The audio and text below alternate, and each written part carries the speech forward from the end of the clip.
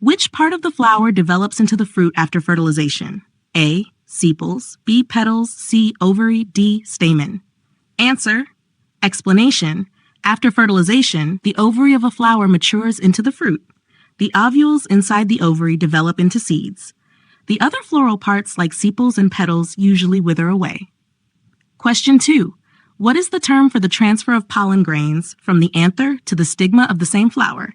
A. Cross-pollination, B. Autogamy, C. Gytonogamy, D. Xenogamy. Answer. B. Autogamy. Autogamy is the transfer of pollen from the anther to the stigma of the same flower. It ensures self-pollination and leads to less genetic variation compared to cross-pollination. Question 3. In angiosperms, double fertilization results in the formation of a diploid zygote and what other structure? A. Endosperm, B. Seed coat, C. Embryo sac, D. Pollen tube. Answer. A. Endosperm.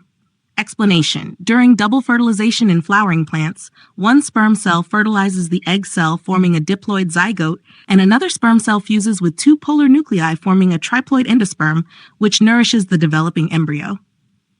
Question 4. Which structure is responsible for the protection of pollen grains during desiccation and adverse conditions?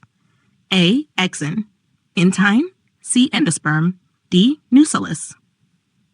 Answer. Explanation. The exine is the tough outer layer of a pollen grain.